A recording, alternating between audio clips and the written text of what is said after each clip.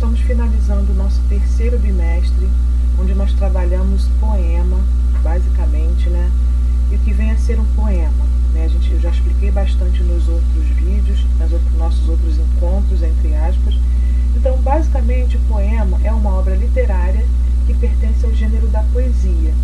E a sua apresentação pode ser em forma de versos, estrofes, prosa, e a sua finalidade básica é manifestar sentimentos e emoções.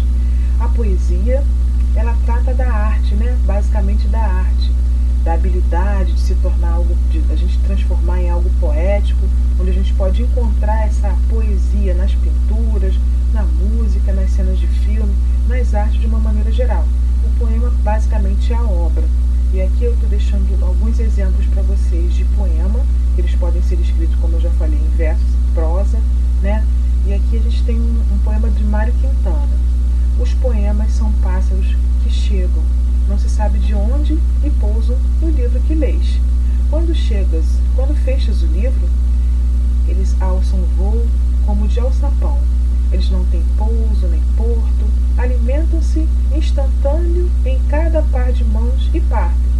E olhas, então, essas tuas mãos vazias, nuas, né? Então, quando você está lendo um poema ou uma poesia, dependendo, né, do seu gosto, né, pelas artes, você consegue extrair de uma maneira diferente, de repente, de outra pessoa, pelo seu conhecimento de mundo, pelo seu conhecimento de uma forma geral, pelos seus gostos, né, suas habilidades, você consegue extrair a arte de uma maneira, cada um tem a sua individualidade, né?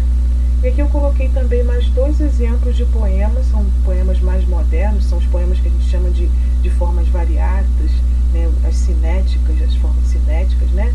Que elas mais ou menos, elas têm a forma do que está escrito basicamente ali. Por exemplo, aqui do infinito, que está escrito em forma do símbolo do infinito.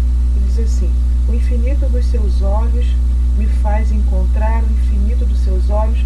Então a poesia, ela não tem fim, né? Ela, além de estar sendo escrita na forma do símbolo do infinito, ela também se integra, ela não tem um finalzinho propriamente dito, né?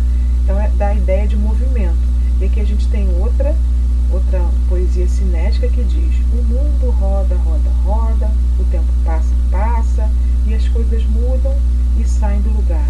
Vejo círculos, retângulos, quadrados, cilindros, parece que tudo não passa de um absurdo, e eu faço parte dessa circunferência, né? Então tem essa ideia de redemoinho, movimento, né?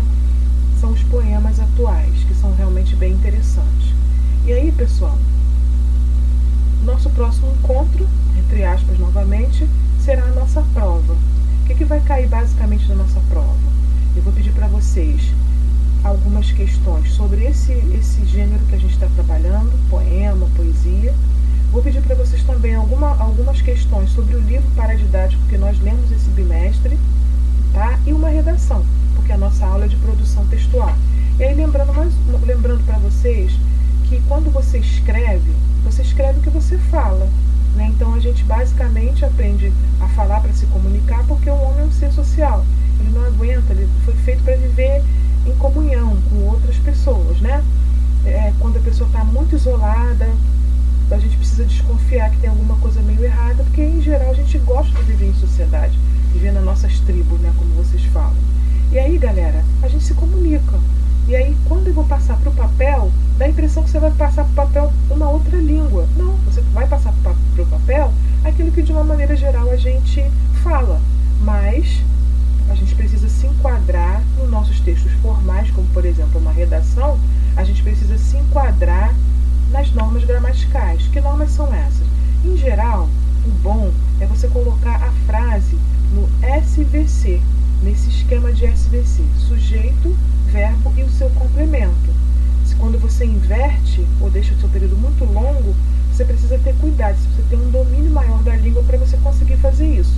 Então, em geral, tenta colocar a sua escrita, as suas frases em SVC, nesse sistema SVC, sujeito, verbo e complemento. Maria foi à praia. Maria, sujeito, foi, verbo, a praia é o complemento desse verbo, né? E aí, precisamos ter cuidado com a pontuação, nossas frases com letra maiúscula. A gente só coloca um novo parágrafo quando a gente vai mudar o assunto, a gente vai falar de uma outra coisa, né? Basicamente isso. Então, pessoal, espero que vocês tenham gostado da aula. Estou com muita saudade, tá?